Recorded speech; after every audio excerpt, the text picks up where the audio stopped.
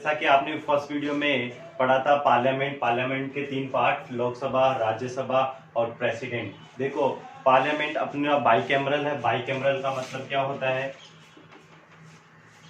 Bicameral का मतलब होता है द्विसदनीय, यानी अपनी जो पार्लियामेंट है यहाँ पर दो सदन होते हैं, यानी लोकसभा और राज्यसभा। ठीक है, जहाँ पे दो सदन होते हैं उसे क्या बोलते हैं? बाइकैमरल। और यूनिकैमरल का मतलब होता है जहाँ पर एक ही सदन होता है, यानी एक ही हाउस होता है, उसे बोलते हैं यूनिकैमरल। तो अपन बात करते हैं सबसे पहले लोकसभा। लोकसभा को किस और नाम से जाना जाता है? देखिए, सबसे पहले आता है फर्स्ट हाउस।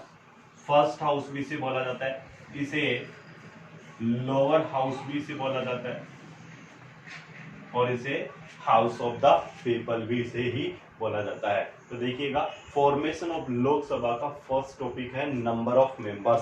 तो इसमें यह बताया गया है कि लोकसभा के मैक्सिमम कितने मेंबर्स हो सकते हैं। तो मैक्सिमम मेंबर्स हो सकते हैं वो है 552, यानी ये मैक्सिमम मेंबर्स है।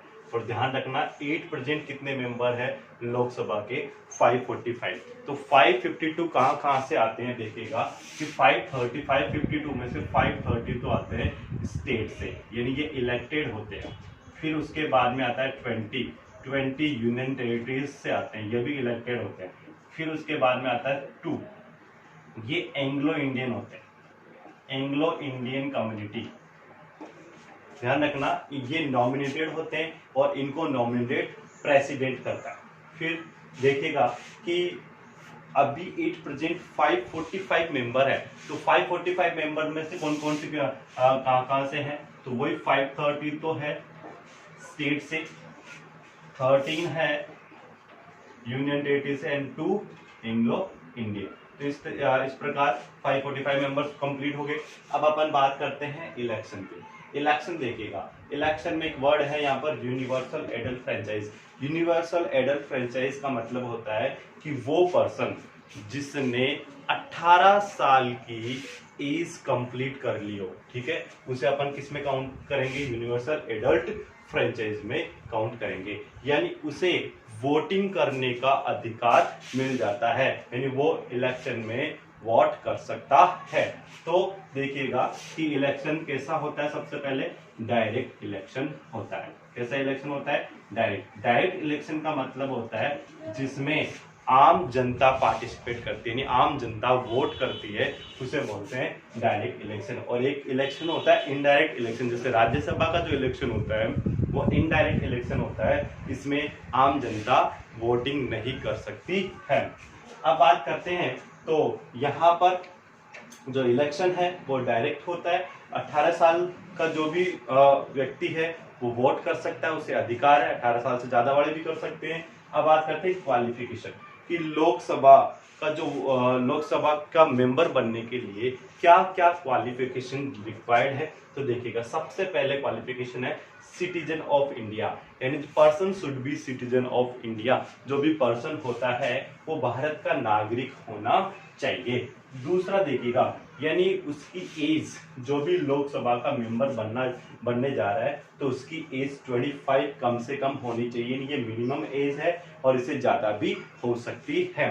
फिर अपन बात करते हैं कि should not hold office of profit, यानी वो किसी भी लाभ के पद पर कार्यरत नहीं होना चाहिए, चाहे वो सेंट्रल गवर्नमेंट हो चाहे वो स्टेट गवर्नमेंट हो। तो इस प्रकार वो दो जगह से सैलरी नहीं ले सकता, यानी उसे गवर्नमेंट एक ही जगह सैलरी देगी, तो उसे अपना जो पद है, जिस भी पोस्ट पे है, तो वो उस पोस्ट से उसे क्या करना होगा? रिजाइन करना होगा। नेक्स्ट देखिएगा, should not be mentally disabled. Mentally disabled का मतलब होता है वो पागल नहीं होना चाहिए। बैंकरप्ट का मतलब होता है दिवालिया नहीं होना चाहिए। अब बात करते हैं टर्म की। टर्म का मतलब होता है टेन्योर। टेन्योर लोकसभा का होता है 5 इयर्स का, यानी इसका जो मैक्सिमम टेन्योर होता है वो होता है 5 ईयर का।